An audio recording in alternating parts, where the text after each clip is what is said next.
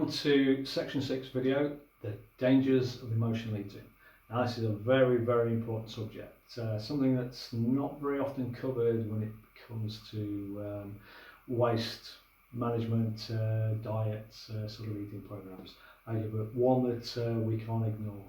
Now we'll get straight into it. I've got the emotional vibrational chart behind me, which I'm sure you're very familiar with now from all the programs we've got.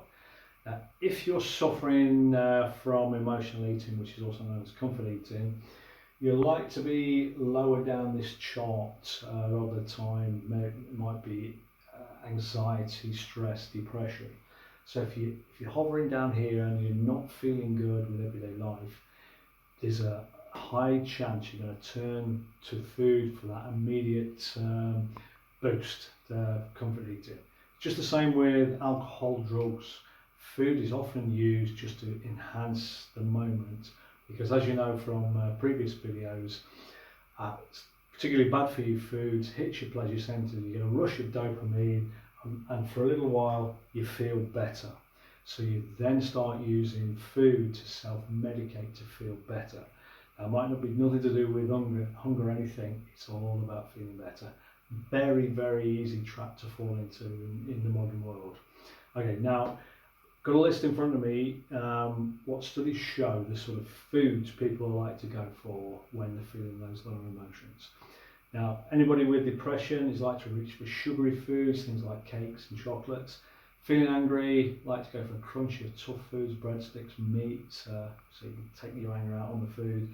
Feeling stressed, it's like to be tendency towards salty, crisps, crackers, Pringles. Feeling anxious, maybe likely to reach for soft and sweet foods, ice creams, trifles, soft sweet puddings. Feeling lonely, it's a tendency to reach for bulky foods to fill you up, like pasta, pizza. It's almost to fill that void. And of course, with all of these, the foods that you go for are on the old bad for you side. Again, why? Because they hit your pleasure centres, give you a rush of dopamine, you feel better. So you're using that self-medication to feel better, not because you're hungry, just to bring you out of that suffering momentarily.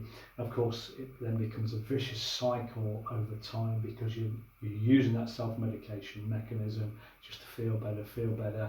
It's not good for the waistline, because it will push you instinctively towards the bad for you foods, because the good for you, yeah, they'll fill you up, but they don't give you the same pleasure.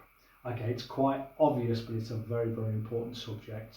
And because the remedy is to deal with the underlying issue that's creating this suffering, anxiety, depression, which we'll come to in a moment.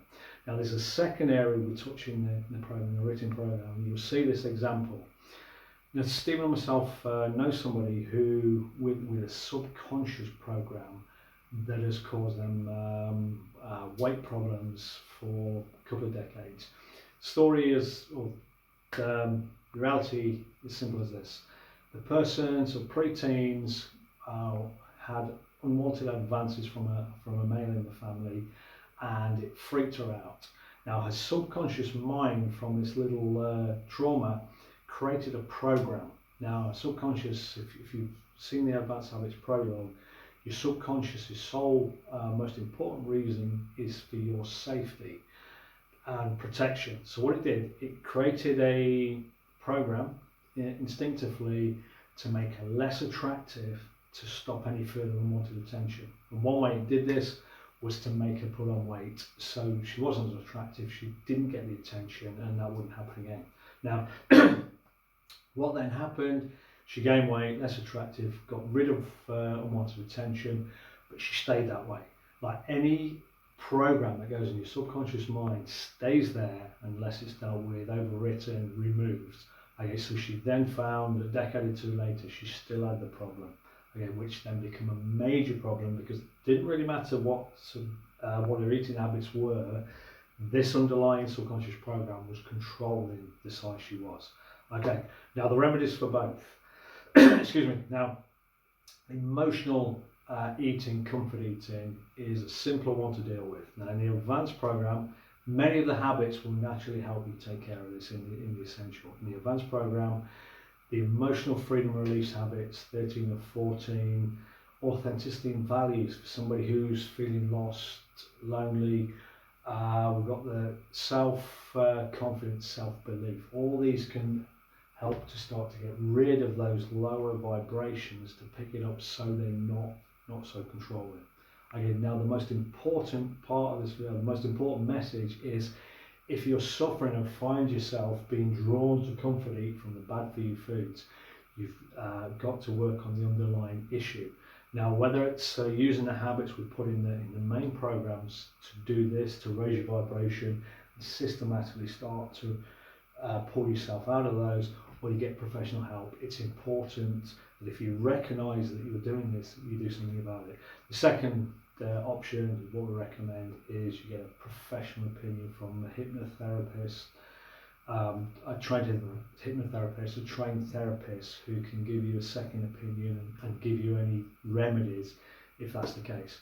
Okay, so it's quite an important one that this is dealt with if you feel in any way that you've fallen into a cycle of comfort eating, emotional eating, because it's something deep that's driving it, not the one just to eat because you're hungry.